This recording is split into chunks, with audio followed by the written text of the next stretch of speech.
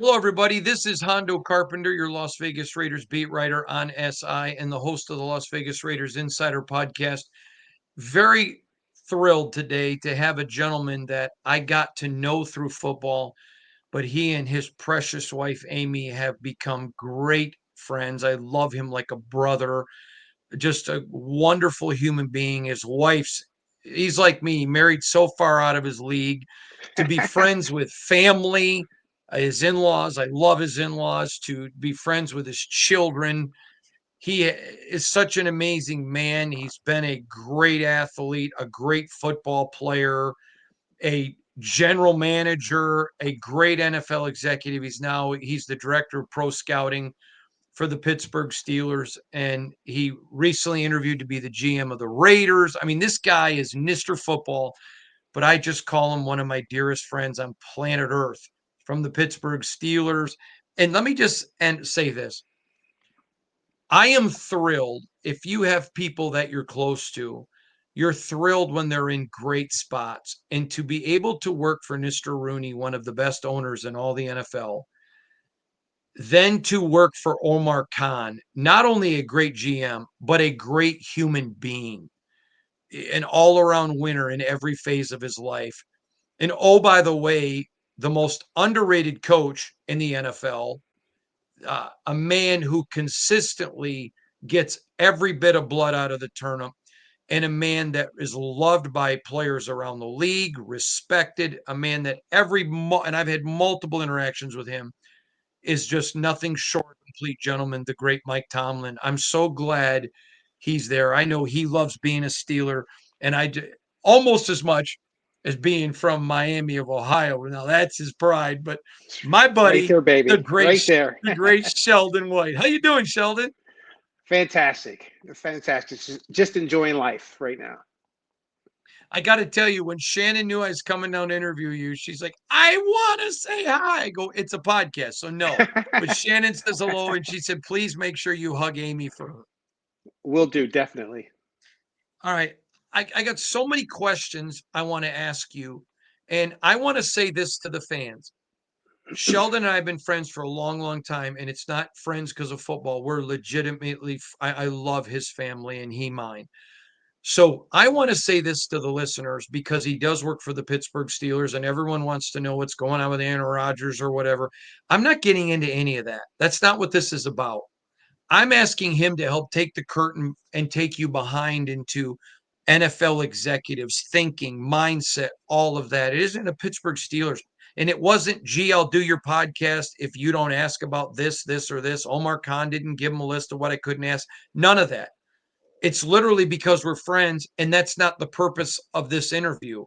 So if you don't like me that I didn't ask about that, that's fine. Be mad at me, not Sheldon, and don't be mad at the Steelers because they didn't put any limitations. That's just the kind of people they are. So Sheldon, I'm sorry to say that, but I'm not going to ask you because that's just not what I wanted to talk to you about. I want to take you. You are one of the smartest people that I know, and as I You're got to know limited, you, Hondo. and you what? You're limited if I'm one of the smartest guys you know. Well, you are, and you know the respect I have for you. Over the years, I have watched you tell me this guy's going to be a great pro, this guy isn't, this guy's going to be a great, and to your credit, you have never been wrong on somebody that you went to the mattresses for, to somebody that you told me. And so I want to start by I have heard a lot of people in the NFL use the term when it comes to the draft of a dude. And, this is a can't miss prospect. There's not a lot of them. But I want to ask you a more simpler question. You have scouted tens of thousands of players as a GM, an executive, all of it. What is the hardest position to scout? For me, that's a loaded question. Usually, like for me, the easiest position for me to scout is the one that I played. So I was an NFL cornerback and an NCAA DB as well. I played receiver in high school, but really I've been a defensive player my entire life. So and a skill guy. So I spent the majority of my time, especially early on, looking at the offensive lineman. You have to go to the other side of the football to and to this level of skill set that's not yours. So for when I was in that role of GM, and when I was in every time I've been in a role with a director, it's best if I have an offensive line guy with a skill set that's played it. A mid-level guy like Charlie Sanders was one of my assistants, Hall of Fame tight end from Detroit Lions. He was a tight end. He could look at the tight end and running backs. I had an offensive guy, lineman or offensive or defensive lineman that could look at those with the expertise, the additional expertise. And then I had the DBs and the receivers and the quarterbacks. So being able to have some kind of a staff that way, as well as doing it yourself. So I spend the majority of my time looking at offensive linemen. I even today I'll spend more time watching them, just because it's not my cup of tea, and I have to really like look at them and study them a little longer than the others. The skill set guys come a little easier for me. I've been studying those guys my entire life. So that's where I would probably say is the toughest thing. Now the positive for me with that is when I first got into scouting, being a defensive player, my first job at Miami, I got hired the same day as Sean Payton. He's coaching the quarterbacks, and I'm coaching the wide receivers at Miami. So really, like as I'm getting acclimated into coaching from a defensive perspective, he's like coaching both of them while he's helping me along and getting me started in the coaching profession. But what that did is that gave me a great overall view of offensive and defensive football. So I feel like I had already been studying defensive players on your team. You know your teammates, so you know what that's supposed to look like. But also you're studying the offensive players like to a high level when you're in NFL. So you're studying those guys, and you kind of know how to study the offensive guys. But having a guy that's on the other side of football as well, that really helped me out early on. That's awesome. Now, many of you may not know this. Sheldon interviewed for the general manager's job that John Spytek got, and I got to tell you, Sheldon, uh, Spytek's first press conference, I talked about how you guys used to call him the whiz kid. You got you here he is as an intern when you're there. I mean, you're a high ranking executive with the Lions, and he was impressing people then. Eh, I try to explain to Raider Nation, this they may have not heard about John till a couple months ago, but people around football had, and you knew it. He was the whiz kid. So talk about how did he get that nickname, and what was it about him that you noticed? Because you noticed early he was going to be a star. Well, the first thing about him is when we both got calls for interviews, I texted him right away and said, "Hey, good luck, go get it." And I'm so happy for him and what he's going to be able to do for that organization. And we both just said, "Hey, good luck to you," and then we went our own ways and we did our interviews. But what you noticed early on about John came in. I was already in a director's chair when he came in, and he sat down with me during the interview process with Martin Mayhew, and we had some time together. What you really noticed right away, it was the high intellect. He had a presence about him, and when you mention the word "dude," it's like you're looking at guys and you go, "Hey, this guy has it." He doesn't know it yet. He's still young, but he has a presence about him. He has a high intellect, and then you just had to watch him flow around the building and how he was working. So he was putting the time in. I knew him at a really younger age in this, but he was really like putting in the time and the effort, and then he had the expertise and knowledge behind it.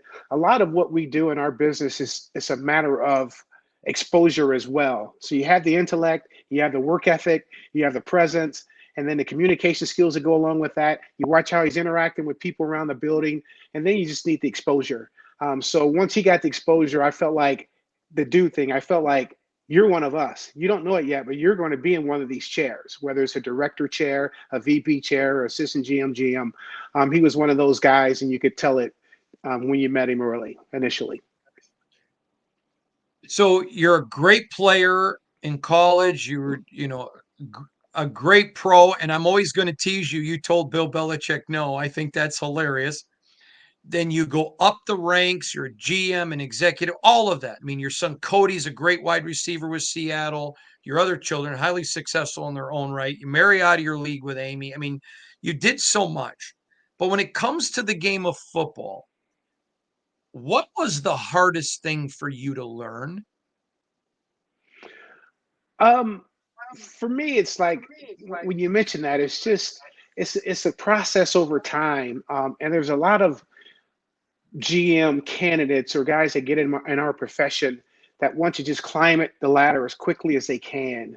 and get to that top spot. The reality of it is you really have to build a strong base. And so like with me, I've worked in every area of the scouting department. So it's really like coming in from the NFL. You had your success as a player, but now it's the other. You're not using your physical tools. You're using mental ability. So you have to go in really like with an open mind and really listen and just like hear it all and then kind of grow in the profession. So like growing in every area. So that was really like the toughest thing. And I wouldn't really call it tough. I would just call it experience over time.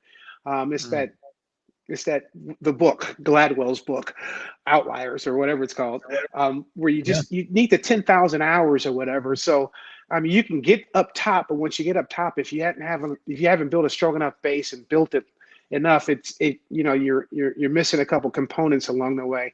So really, it was a matter of just dropping your head down, listening to the experienced guys that have been in every area, having exposure. They were able to grow me that way, where I was actually getting opportunities as a Blesto scout, and then an area scout, and then a college/pro scout, then a pro scout, then a negotiator, negotiated contracts all the way through the second round. And you start doing all those, you're networking with the agents, you become a director.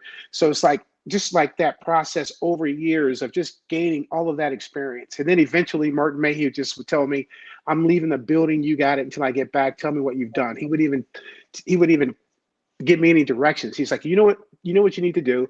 Tell me what you've done, and then when you get back, tell me when I call in. Just tell me what you're doing. So what you've done for the day. So really, like that was really like the biggest challenge overall was just learning the entire operation from the ground up and doing it in a pretty quick manner. So I became a director my fourth year in the NFL. So I was really young in it. And Matt was coming in at the time, Millen as well. yeah, So it was just really a time where it was just a matter of sticking your head down and growing. I like to ask questions from different angles, not to catch people, but to learn. I asked you the hardest position. What's the easiest position to scout for you? Corners, corners and wide receivers, because I have so many hours in what we were talking about. Obviously, the DBs I've been a defensive back since college and pro, so it's I wouldn't call it easy. I wouldn't consider any of them because you really have to continue to study these guys. You can't be wrong. And if you are, you better hit at a high level. None of us hit everyone right, but you better hit at a high level. So that's probably the one that I studied the most. And obviously, with my son coming up as a wide receiver, I start looking at wide receivers like crazy. So I have a great feel for them as well. And then I Cody, coach wide I love receivers it. in college. So Yeah. I've always wanted to ask you, and I never have. I should have, but I never have. Um, what is the most challenging part of being a scout that maybe fans would not realize? I wouldn't say they wouldn't realize it, but the biggest thing about scouting is just like the coaching part, the NFL is forever evolving. So as soon as you feel like you got it, there's a whole new stack of guys coming in, and every year, and then just trying to make sure you have all your processes that are in line with all the new technology and everything else that's going on. So the fact that it's forever changing is one of the major challenges. The other challenge for me is just I've been a young boss in my 30s. I've been a mid-level boss. Now I'm a little bit on the older side now. Now I'm from the boss range. So you're challenged. One of the biggest challenges for all of us is being able to communicate with all different employees from different eras. You got the baby boomers, you got the Gen X, you got the Gen Zs, you got all these different areas, and you have to find out how to manage each area in each person in those different time frames. Obviously, the older baby boomers are more compliant. When you tell them something, they're more quick to just say yes. My era's guys are usually asking the word why. In today's area with these guys, a lot of the answers are right on Google. It's going to be on AI soon, right? So they have a lot of the answers, questions answered. You have to manage it for them and give them an opportunity to show them how to analyze that data and get the best out of it and become really efficient. So the challenge of just like managing all these other different areas and people from all different eras. Amazing. Hey, by the way, I'm interviewing somebody, but I got somebody who wants to say hi to you. Oh, there she is. How are you? Good to see Great. you. Yes, it's so good to see you. Yes, yes. I'll tell All right. Amy you said hello. You said tell Amy. Too. It is so good to see you. You too. Good to see you. All right, awesome. Sorry about that. She heard you were on the thing. She wasn't. You weren't going to get away from her. Uh, Sheldon, set aside. I'm a reporter. You're an NFL executive for a minute, and I just want to have a friend conversation with you. I genuinely love you, and you mean the world to me. And I have always admired something about your character, and I'd like to talk about it because it's important to me that people. I like to surround myself with people like you. I keep my circle tight. At every level, you have been a man of integrity, a man of character. I've watched you have to have tough conversations with players who walk out with respect for you because of how you did it. You've honored your children, you've honored your wife, you've honored the people you work for. And I know faith is important to you, but I would like to let people dig into you, the man. How have you been able to do that? I just call it really a life balance. You really start learning that too when you get in college and you're taking classes that are more difficult for the first time, and then you have your football involved. And for me, I was a three-sport guy. I played football, then I ran indoor track, and then I ran outdoor track, and then I stopped in the middle of the season. I went to spring ball, and I went back to track to finish the year off. So it's like being a year-round athlete. On top of that, you just really have to spend the majority of your time away from the office with your family. And so like some of the social had to disappear along the way to Mhm. keep that life balance. Another thing is our great friend Matt Millen gave me something because he was watching me work, and he was thinking at that time I had these workaholic tendencies, and he was thinking at the time I was spending too much time in the office. So he gave me an article about this. I think it was a lieutenant. No, it was a colonel. It was Colonel Mark Bloom, BLUM. It was an article that he gave me that was, and I'm going to send it to you afterwards. It was called "Important versus Urgent" was the title. And really, it was like this colonel that was talking about his military experience, and really like, what do you need to do? What is important and what is urgent? And certain things in our profession you can't miss. So when you Mm, can't miss it, you have to be there. It's an urgent thing. But when it's a choice between what's urgent versus what's important, and what he mentioned was like going to a banquet dinner, and he's like saying something along the lines, and I'm going to make this up until you read it, but it was something along the lines of, I go to this banquet dinner and there's thousands of people there, and they don't really know that I'm there. It doesn't matter whether I'm there or not, but I just miss one of my kids' events, right? So like making sure that that work balance is, when it's urgent, you have to be there. Kids, family, I got to miss it. When it's important, take your butt home. And Now, so I when was we able to, posted, yeah. sorry, go ahead. Oh, I was No, going to go say, ahead. so uh, the audience doesn't know this. You know this, though, Hondo. My son was Mr. Football in Michigan his senior year in high school. I did not miss a pregame, the game, or the postgame dinner. Every game I was right there, and I still became a general manager along the way, right? So like sometimes your career, you can kind of like look at your career like, oh my God, I can't miss this. I gotta work, I gotta get to these levels, and I gotta do all these things. Well, you can still get there and not miss your family along the way. So that's like been the biggest thing. I kind of live by that article some in my own way of just making sure that when I have time, I'm there.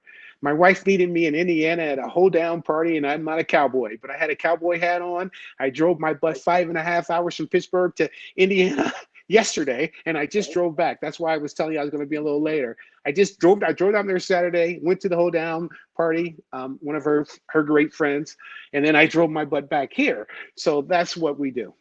That's what you do, and that's how you attempt to balance it. And you're still going to miss some things, but you don't have to miss everything along the lines. I can totally see you because of Amy wearing a cowboy hat at a hoedown party. It was the first. Oh, the things that's where you and we married out of our league. There's just some things we do for our wives because we owe it. I did have Um, a Pittsburgh Steeler hold down shirt on though, so it was pretty cool. oh, you did? I did, yes. It was Oh, labeled awesome. Pittsburgh Steelers. I'll send you a photo. I can't wait to see it. By the way, when we post this interview, which we'll post on Monday, in the first comment, I'm going to put the link to the article Sheldon just mentioned. He's going to send to me so you all can read it.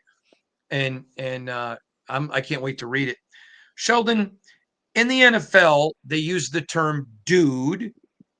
Uh, and you're the first NFL person that introduced me to that. But now that I know so many executives around the leagues and coaches, it's used pretty freely. And what around draft time. So if you would, I've explained it, but you're the master since you taught me. Explain to a fan when the draft's coming. There aren't a lot of dudes, but what is a dude? We have some different terms here that we use, but I won't use those. Those are proprietary information, our own. But however, though, to be a dude is a guy that has high character. He's a hard worker. He's a great teammate. He has high intellect. He has football instincts. And he's productive. When the game is on the line, this guy is focused and he's making the play. I have been blessed to play with Lawrence Taylor and play with Barry Sanders. Those guys were dudes. I remember there was a time when I almost blocked a kick at the end of a game against the New York Jets my rookie year, and it looked like I blocked it. And all the reporters ran to me afterwards and said, "Tell me about that block kick." And I was like, whoa, I didn't do it. But that dude over there, you might want to check with him because every time we needed a play, he's there making that play. So it's that guy who's very focused, good team, usually a captain or just one of your leaders if they're not, and they're productive. When the lights turn on, they're 100% football. They love the game. They study the game. They're around the building. They're helping their young teammates. They have all those things as well as the talent level to go with it. That's when you know you have a dude. Yeah. And when you're watching the NFL draft, guys, there are just not a lot of dudes, but they come along occasionally. And when they do, boy, you nab them immediately. I want to ask you this. Often, a term used to associate a good quarterback is one who throws a player open. And this is used around the NFL. And so my question is, uh, if you're going to throw a player open, can you explain that to an average fan? What does it mean when, hey, that quarterback can throw a guy open? Well, the first thing you want with that quarterback has to be able to walk up to the line of scrimmage, and he's done so much freaking homework with the head coach, and they got a really good plan. And so, head coach calls a play, or the play caller calls a play, but in the back of both of their minds, I got three other plays I want you to be thinking about. If they give you a different front or something we haven't seen, or if that safety comes down and you think the nickel's coming, these are the options. So you got to have the studying going into it, right? So the pre-snap, that guy has to already have all of that information in his head and understand it and know it. So then once he gets there, he either is making a check, not making a check, and then he knows exactly what he's going to do with the football. If this nickel guy blitzes, this is where I'm going with it. Or if I get this certain coverage and I'm going back to my backside. This time I'm going to read first, second, and I'm going to go backside and read across the field. He has all of those things ready, and then the anticipation and instincts and feel. So when you're saying throw a guy open, there are certain quarterbacks that get really angry when their receivers aren't where they're supposed to be. Because I've done all this work, I know exactly where I'm going with it, and if you're where you're supposed to be in time, I'm gonna let that ball go sometimes before you come out of your break, and I'm expecting you to come out of your break, turn your head around and catch the freaking ball, and you're gonna be. If I tell you to be at 12, you can't be at 13 or 11. That's when sometimes interceptions happen and they're booing the quarterback, but really sometimes the receiver is not where they're supposed to be. And the ball's in the dirt or it's high. It looks like it's high or it's a great catch when it should have been routine.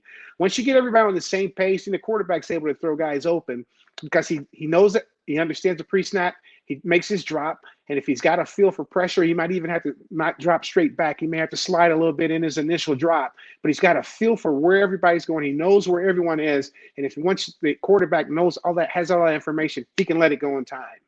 And that's when his guys start playing fast as quarterbacks, and that's not something like that usually comes with rookies. But after a while, there's just guys walk up to the line going, I know what you're doing. And when you're on defense, it's kind of frustrating when you play some of those experienced quarterbacks because they'll tell you what you're doing. You're trying to disguise it in your own little defensive mind, and they know exactly what you're doing because they know the front. They know who's the green dot guy. They're reading my right linebacker. They know where the nickels are. Is he on the line of scrimmage? Not on the line of scrimmage. All these things that go into the characteristics of a great quarterback before you even let the ball go. and then the I ball's thrown remember on watching time and in a rhythm. throwing on time in a rhythm. I remember watching Matthew Stafford with you, and you're like, watch, he just throws, he puts that ball, he throws the guy. I mean, it may be a 6-inch, 8-inch window, but he puts that ball where he catches it in stride and literally throws them open. You're absolutely right. I think that's one of the most underrated parts of the quarterback play that maybe fans don't know about. So when It you would mentioned that seem dude thing, and you mentioned Matt Stafford, he was a dude, right? So Mark Mayhew gets the job. He goes into our owner's office and he tells our owner, the owner asks him who has quarterbacks this year. We're picking first in the draft. He comes out, he walks in my office right after he said, just so you know, I told Mr. Ford you have the quarterbacks, which, you know, in your head, you're like, okay, you got to either be right or not right. But to figure out where the dude is in the anticipation, I watched every game that he played his second and third year at Georgia, every snap, just to see if he was one of those guys. And he turned out to be one of those dudes. yeah, Lions owed you a big debt, and so do the Rams, The because Rams. the He Rams won it more with than the the Lions. Rams. That's true. Sheldon, it would seem that they're always the same teams drafting at the top of the draft. And this isn't about the Steelers, but dear God, they're one of the best drafting teams. I mean, they're never there, and they continue to win because of that. But the problem is that fans don't understand, because they want everyone to draft to move up and take everybody high, is then you have to repay those guys when their contracts come up. And I saw it covering the Lions. You know, you get Indomicon, you get Matthew Stafford, you get Calvin. You keep adding. Well, you can't keep them, or if you pay them, you can't pay the support people around them. And I don't think people understand how vital long-term NFL success is, opposite of picking high. And obviously, the Steelers have mastered it. But can you explain that? Because that's something I would like to pull back the curtain for fans and let them see, because you guys do it right. And I know how your philosophy is. So I told you I wouldn't talk much Pittsburgh Steelers, and I won't, but it's Right, unacceptable to lose. It's right. unacceptable to lose here, right? And so, like Mike Tomlin, there's an NFL video where he's talking to Chase Young, and I was listening to it, and he said something along the lines of, I hope I'm never in a position to ever pick you. Um, and so when you're picking in a draft, there's usually somewhere between 3 to 7 dudes in a draft, real dudes. After that, you're selecting really solid players after that, right? And if you're able to grab a guy like T.J. Watt and develop them later, that's awesome. Obviously, Baltimore has Lamar Jackson. So you have some of those players that don't go that high that end up being those guys. But the reality of it is, when you're picking down there, you're looking for what we call Steelers. They have to have the characteristics, the culture that we're looking to build here, have to fit in our system and how we want to do business. They have to be great teammates, all that stuff. So you're looking for a lot of those intangibles on top of the skill set to make sure when you're picking down there, you're picking a great teammate and a guy that's going to blend right in and hit the ground running. One of the things I was excited about this interview is I love to educate people and bring in speakers who are going to teach the game.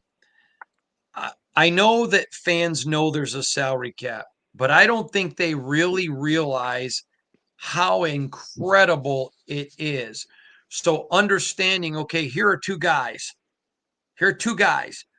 And okay, they're close, but one's significantly cheaper. That's big on my salary cap. Here's a UDFA, or here's a sixth rounder. It's still going to be different salary cap. I mean, people don't understand how much NFL executives think salary cap all the time. Could you take the fans behind the curtain a little bit of Oz and explain that? Well, it's interesting because I just had lunch with two of our starting players, and I won't tell you which position, but they were razzing me a little bit on that. Like, hey, you're here, you're always trying to replace us. I was like, absolutely. One of these days I will. But I'm looking at one guy makes a lot more than the other. So I'm looking at both you guys' salary, and I'm looking at everybody in the league. The goal, what my staff does on the pro side is we're in charge of teams. I give them teams to evaluate. They're in charge of every player on the team. So at the end of the season, we should have evaluated everyone on each team. And that's not even including the guys that are going to get drafted or guys that are free agents later and those kind of things. But we've seen everyone around a league, and we're constantly comparing them to our team. So first, we have to know our own team in detail to make sure you're not making a mistake and bringing a guy in a locker room. It's frustrating if you ever bring a guy in a locker room and he's not as good as his teammate who's a buddy, and you paid him a bunch of money and his buddy's gone, so he's upset. Obviously, his buddy's gone. And then the guy that you bring in, you better make sure that he's better than the guy that you had there, especially if you pay the guy. So trying to understand that and balance that with every player in the National Football League. And I was like, I'm constantly comparing you guys to what's out there. If you guys look like a 6th-round pick and you're making $15 million, we're probably going to take the 6th-round pick if we think he's better or has a chance to ascend to the same level as you are. When you start making bigger money in our league, you better look the part. On the pro side, it's instant. We pick a guy right now, you better come in and hit the ground running. You better look like we said you're going to look, or we're going to be looking for new pro scouts, right? On the college end, there's a little bit more patience to develop certain players. You've invested in certain players in certain rounds or whatever. But at the end of the day, you still have to balance all those things out with what's on your cap. How much money do we have allocated to a certain position and or offense versus defense? And how you balance that out, and what's the performance level based on the salaries as well. So that's when you see salary cap casualties. Guys have roster bonuses they will never get, or their salary looks like it's too high. So from a pro scouting perspective, we're evaluating that and studying that all year. Hey, this guy's making too much money for his performance. And then, you got to be real tricky with some of the older guys. A couple of years ago, Cam Hayward has been fantastic for us, and he got injured. And when he came back from the injury, he finished the year and he toughed it out. So like you're watching him at the end of the year, you're like, okay, how are you? And your performance was down because he was nicked. So is he nicked and still good? Or is he coming back and he's going to be a dude? So last year we gave you money and we paid him, and because he's Cam Hayward, he's Mr. Captain. He does all that other stuff right. He's a great Steeler. He comes back and has another Pro Bowl season. He's still going. At 35-ish or whatever he is right now. Love the guy. We love him in the locker room. He does all the other stuff right, all the intangibles, and he can still play. So it's like all of that stuff's going through your head while you're balancing it. Is this guy still going, or did he have a bad year? Was he nicked? Is he healthy? And how does he compare to everyone else around the league and what we have to pay that guy? Some that's just market value. This guy's going to command this salary. The other guy's not, but he might be at the same level. And when I went to Washington, and I'll finish this up with Martin Mayhew, he was telling me when I first got there, when I joined him there, he's like, sometimes it's that much of a difference between a guy making a lot of money and a guy that's not making a lot of money. The player up here sometimes doesn't know it. They think they have leverage because they got the money behind them. But the reality of it is, there's lots of times there's some guy closing the door on them, and you're just trying to balance that and make a great decision for your organization. My next question, I get laughed at by a lot of fans. I know you and I are on the same page, so because of you have the credentials and the resume, I'll let you discuss it. And that is, I don't think fans understand the value of role players.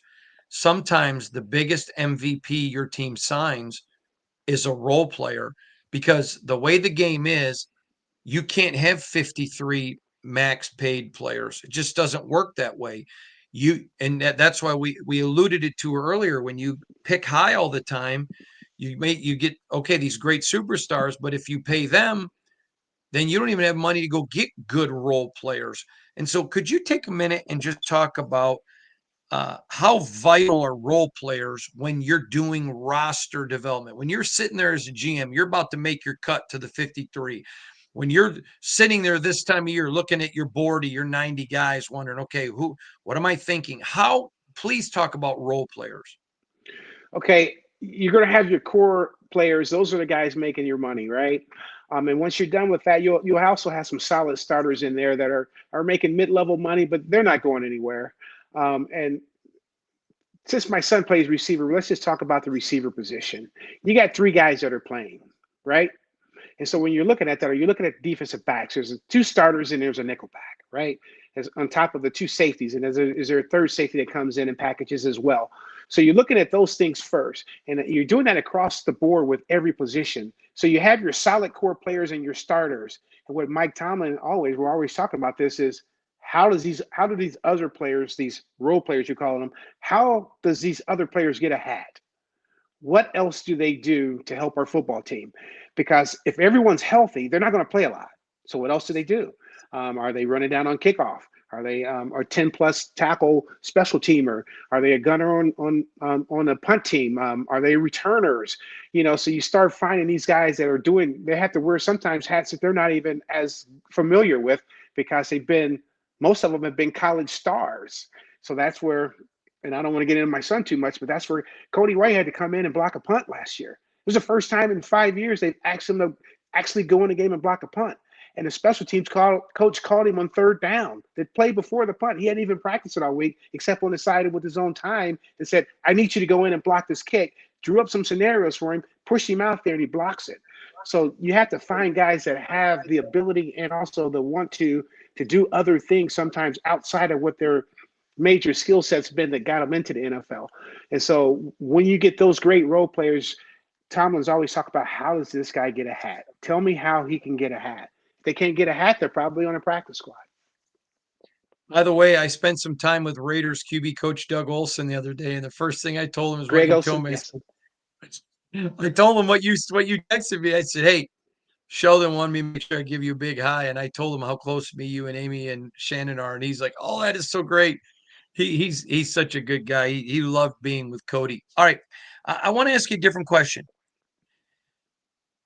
I talk about this a lot, trying to teach people the NFL. And fans say, I'm a Raider fan, I'm a Steeler fan, I'm a Green Bay Packer fan, whatever. So I'm a Seattle Seahawks fan. Doesn't matter.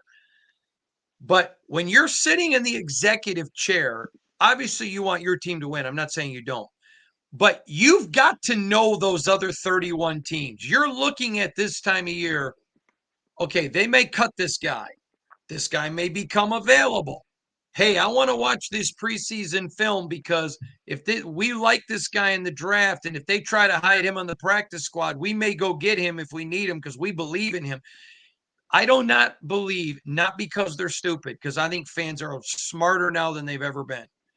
But I don't think people have enough appreciation how much every NFL team, or at least the successful ones, know just about everything about every other NFL team. I don't think they understand the good teams do that. Would you break that down? I just mentioned being at a hold down, and I had a buddy of mine who's not football. He was asking me a question about when's your off time, and the answer is, uh, uh, really never, right? Right. But there is a slower time, but I would never call it a downtime. In the middle of the summer, when your Big Daddy Wilkerson got cut, we needed a defensive lineman. So, like, even when you're off on the beach or you're hanging out with your family somewhere, when that wire comes out, you're looking at it. You're looking at it every day.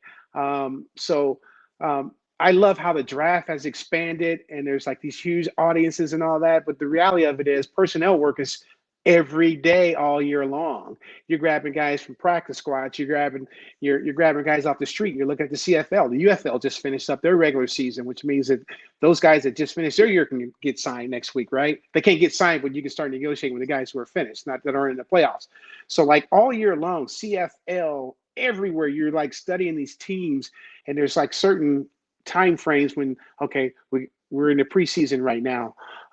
We've already looked at the draft. Who did they draft? Okay. Oh, well, they drafted a guy in the first round, and he plays that guy's position, and he was a starter last year, but he didn't play very well.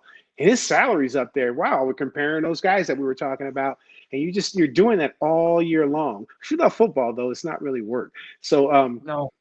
I enjoy doing it, but you're constantly like evaluating your team versus what else is out there, and it's a continuous process. Totally. Yeah. I will thank you, Sheldon.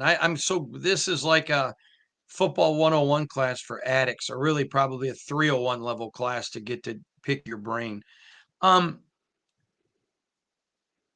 There's a debate in the NFL. That's not true. There's a debate among fans.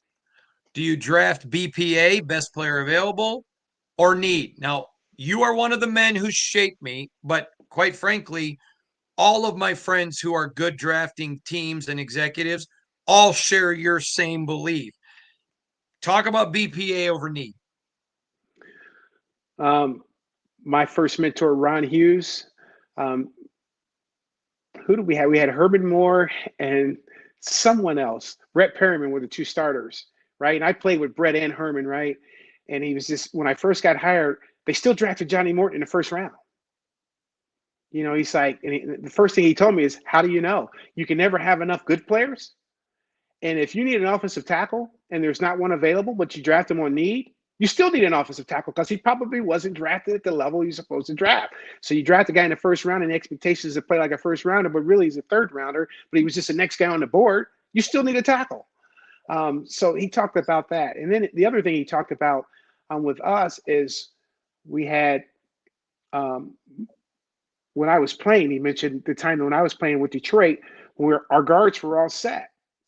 Well, then Mike Utley has a neck injury and he's a career-ending neck injury and he's in a wheelchair. And then in the offseason, our other starting guard, Eric Andelsek, gets ran over cutting his grass in his own front yard by a truck that came off, fell off, drove off the road. So even though you didn't feel like you needed someone, all of a sudden there they are. There's two guards missing, and you needed one. So he was always more like, and it's by team. Teams do it differently, and I respect every way. But best player available, you just need good players. At the end of the day, you mentioned it. You can't have 53 guys making a lot of money, but you need good players. And when you keep stacking players on top of players, and they're good, awesome. Green Bay didn't need a quarterback. They got Aaron Rodgers to sit behind Brett Favre for a while, right? You need good players. So when they're available and it gets to a point where you can't pass them up, you take them. You take them. I'll never forget something I heard said by an NFL executive, one of the best drafters ever. He said, the only time I ever consider need, because my philosophy is always best player available, is if I've got two players who are the best, then I'll look as a tiebreaker as need. But if it's not equal, need never enters his thinking. I thought that was pretty deep. I've actually probably heard the same guy say something very similar, so I probably know exactly who you're talking about. He's a very well respected guy, and he did a great job when he was in that role. But I agree with him though. You need good players, and especially like when you start discussing, we're already at 17. You're talking about 18 games now. There's an attrition part that comes with our game, even if it's a week or two. You need a whole bunch. So like when I'm talking, like even with my son, I'm like, coaches don't think 53 anymore. It's 69. You need 69 players on your team. Those 16 practice squad guys, there's going to be a lot of those guys getting elevated somewhere along the course of the year. So you need good players to come up. Whether they're on your team practice squad, you need them. So when they're available, you try to accumulate them as long as it fits within your salary cap. I want to go to another one because you shaped me in a big way. You impacted me in a very, very big way. Um, I have nieces, nephews that are Black. My son is Asian, who I adopted. And racism gets talked about a lot in coaching or in NFL. And I remember one time we were sitting at, I don't know if we were at the combine or where we were, but we were at something. And I asked you just point blank, I said, Sheldon, how much do you think racism really plays into Black coaches not getting a lot of opportunity? And I will never forget because I felt like I had to hold my jaw up.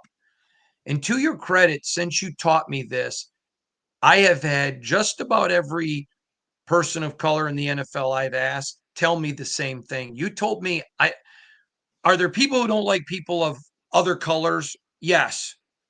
But in the NFL, you said, I don't think it's racism that's holding people back. I think it's familiarity. Now, I have shared that and didn't credit you because I didn't have your permission. But you're the one that, now again, many others have echoed your sentiments, men of color. But would you explain to fans how you explained it to me, please? Well, first off, for me, and Hondo, you know me very well. I'm not a half glass full guy. I'm an Right. 80% full guy. I'm constantly feeling like 80 to 90% of the time, guys are going to do the right thing. That's my mentality. That's the way I approach life. So, like with that, it reminds that subject reminds me kind of like, how can I say this? Um, if I go into a school and I'm evaluating a player, we'll go back into the scouting world, and I'm able to see him play visually, right? You got your evaluation done. You spend a little time with this guy. And then there's another guy at another school where you see the film, you spend a lot of time with that guy, you bring him in for a top 30 visit, you get to know him, you take him out to lunch. Everyone's talking about, you have so much more information on that guy than the other guy. Chances are, if it's close, you're going to take the guy with the more familiarity. So the way that's kind of the way I look at it sometimes, I think, and there's some programs that are in place where you're going to hire the person you know and you have more experience with if it's close. If it's not close, it doesn't matter. But if it's ever close, you're going to hire the person that you've been exposed to more. So making sure that everyone has that same opportunity to meet people at high levels and get into their inner circles, so you can do that. My father told me in a different way because it was a different time. But when I went to Miami University, I was one of the only black men there. Okay, and he's like, Mhm. "You gotta be better." And my dad grew up in a different time, so he's like, "Yeah, be better than white guy." But I took it more along the lines of, let's not use that. I'm gonna go 80-20 here, 90-10. You just have to be better. And when you get in the NFL, that point that I was telling you about those players and who makes the money, if it's close, you're leaving it up to the coach. You're leaving it to the coach if it's close. It can be subjective. Make sure you're so much freaking better than that guy if you have it in you, in your ability. Make sure you're so much better that it's not a conversation. And then you get the call. So I spent a half year as an interim general manager. I was hoping that the force at that time thought I was the best guy in the building to do that job at that moment. But you have to, if you have an opportunity to, and the work ethic and want to, you got to make sure you're that much better. Make it clear. And then there's really no conversation. It doesn't matter. Everybody loves green more than they love black and white in this business. You want to win and you want to make money, right? So Yeah. you can win a Super Bowl. Doesn't matter. You've been a player. You have been a high level member of management, and you've been a player's dad. What's the hardest? The hardest? I know the answer, but I'm going to let you tell everybody. I'm gonna give you the east. Well, I'll give you. I'll rank all three. The hardest is being in management, and the reason is that you bring the players in, and then on game day you're watching. There's nothing you can do except watch. So it's really like an anxious time. You have no. You're just there now. Now on the pro side, sometimes we're in the box with the coaches because we're helping them with the pro scouting part of it. So we're able to have some kind of feel. But really, as a manager, you're just watching the game most of the time, and there's not much. When I felt as a player, I felt that was the number one thing because I felt like I had control. I could control the out. I had some control over the outcome. I can personally make a play or not make a play that's going to affect this game, but you're at least in the middle of it, so you can do something. When you're coaching, still, I can make a call. I can pull a guy on the side and say, "Did you see that coverage that they're in? When they do this, I want you to." So you feel like you had some kind of ability to help. As a dad, we're going to get ice cream or dinner afterwards anyway. I just enjoy watching my kid compete, so that's the easiest because I'm just watching him and enjoying the moment. When your kids are playing, I used to talk to our Michigan State people when I was there. Some of the parents, you got to enjoy the moment. It's going to be over soon. They're not going to be playing forever. But while they're out there, doggone it, just enjoy it. Don't get too up or down. Have fun with it. Take them out and enjoy being in that moment with your kid and watching your kid compete at the highest levels. I've been blessed. I consider high school a lot of fun for everyone. You get into college, it's a bonus level for your kid. They get to play a little bit longer, right? Cody's Mr. Football. Mr. Football happened every week in high school. It was fun because he was the best player in the state of Michigan that year. And you get to college, and then guys say, "How did he play this week?" And I'd say probably every third or fourth week, Mr. Football came out. But you're enjoying the game. The other 3 or 4 weeks, maybe it didn't come out as well. Maybe he didn't have a 150-yard game. He had a 25-yard game. Then you get in the NFL. And the competition is usually like that unless you're talking to the Hall of Fame guys. And so you still don't have those moments, but you better enjoy every freaking one of them. So it's a fun thing to do. to watch your kid compete. So management first is the hardest because you have no control on game day. As a player, you got a chance to make a play. As a dad, I'm just enjoying the moment and watching them compete. Yeah. You talk about familiarity. I would the Raiders could use Cody so badly, man.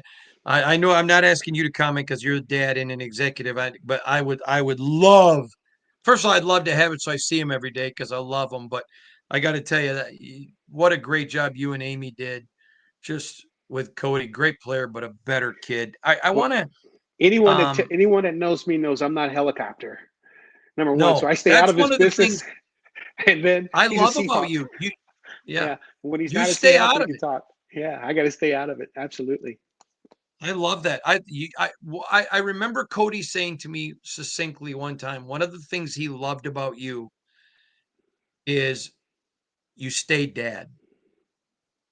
And that's why your children love you, adore you, honor you, look up to you, because you have been, especially in Cody's world of football, because of what you do, such a significant part of it.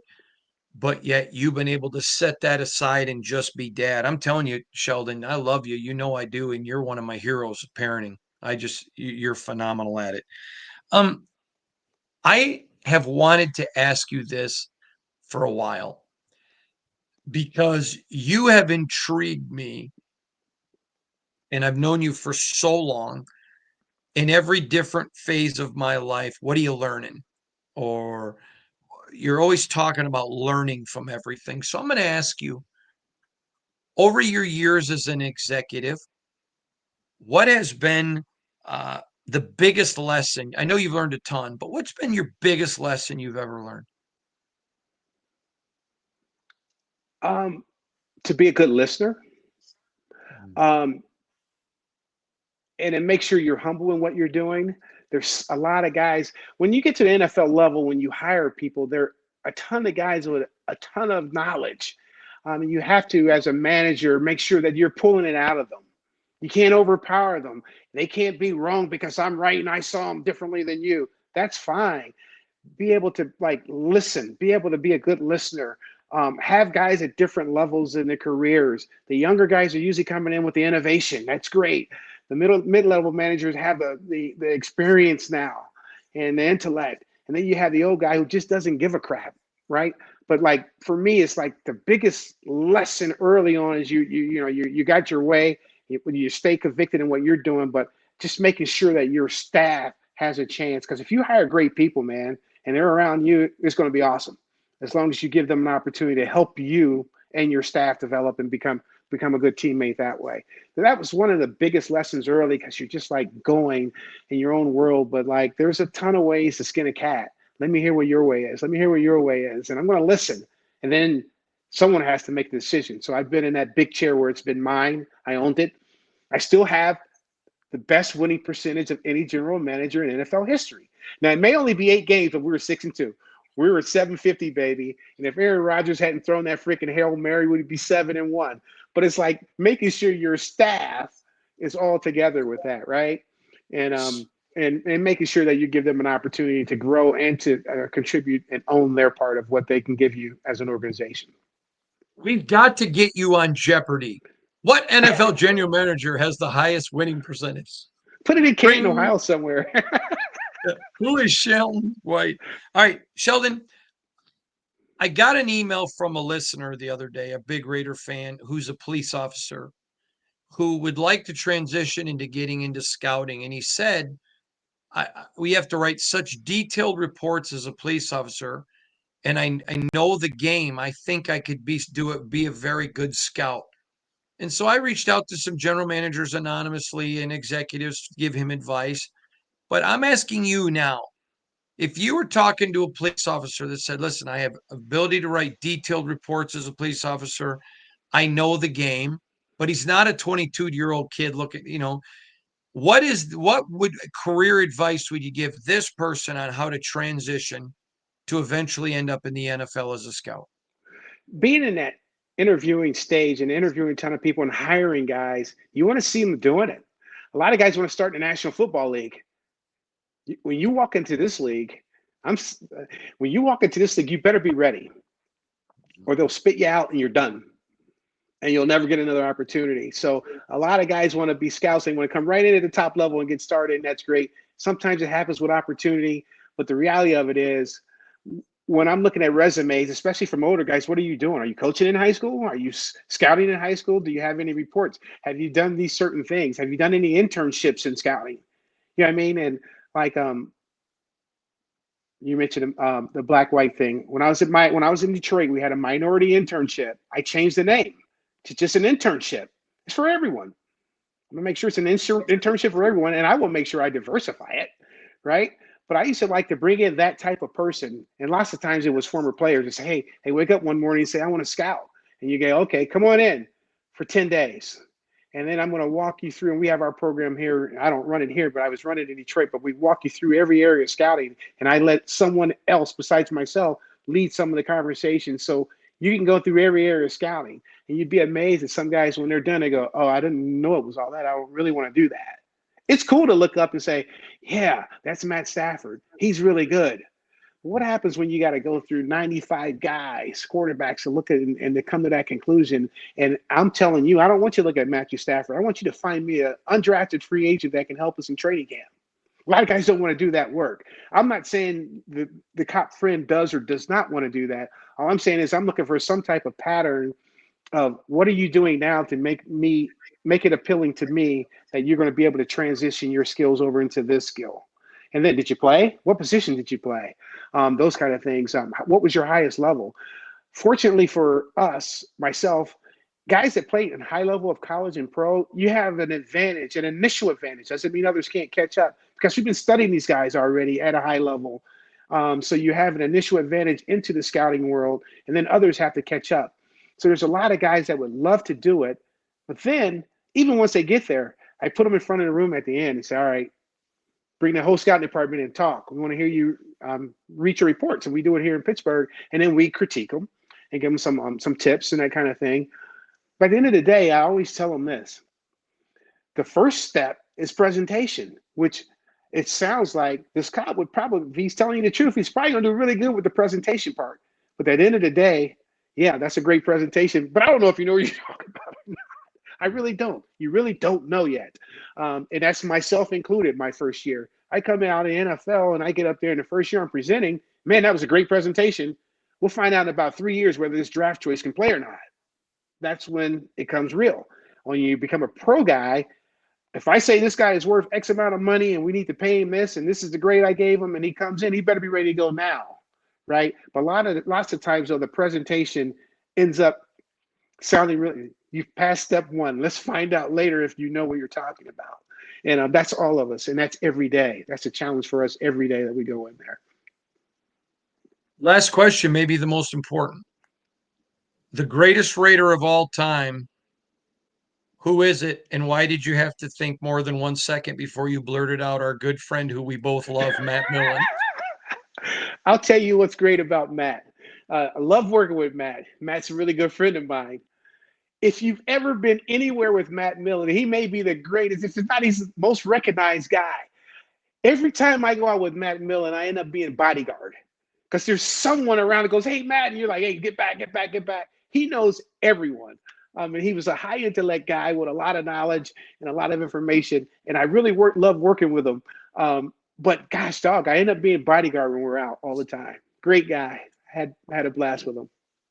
What a everyone knows the football player, but I mean, let's an elite football player, a dude, but one of the finest human beings you'll ever meet. You and him, I have at the same level of respect for, just quality people.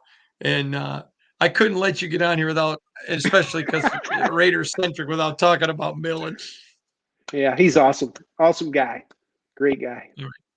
Sheldon, I'm so happy for you being in Pittsburgh. What a terrific organization. I mean, terrific people. I was talking to Mike Tomlin at the owners' meetings a couple of meetings ago, not the last one, but a couple ago. And just such a man of integrity, commands the room. Omar is, I mean, he's unbelievable as a general manager because the way he leads as a man, and Mr. Rooney needs no introduction. He's an elite owner. And so there's no doubt in my mind why that organization loves you, because you're like-minded. But I'm happy for you to be there. I'm happy for Cody, although I wish he was in Vegas. I'm happy for all of your children and their success. But I think I may be most happy for Amy, because the football season, our wives, Amy and Shannon, get a break from us. So Yeah, I that's love right. you. Right. Huh? Yeah, it's like goodbye. Go do your Yeah, yeah. thing. Football, bye. But listen, I appreciate you. I just want to publicly say what I've told you privately. I honor you.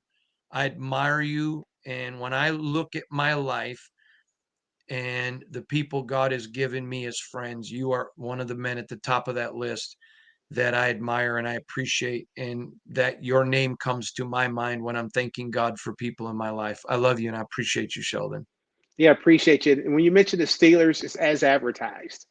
Every Yep. time, every year, guys call and they say, "Hey, what's jobs are available there?" I'm like, nobody's leaving here. It's, we love these guys that we work around, so it's as advertised. It's been a Awesome. blast. Thank you, brother. Thank you.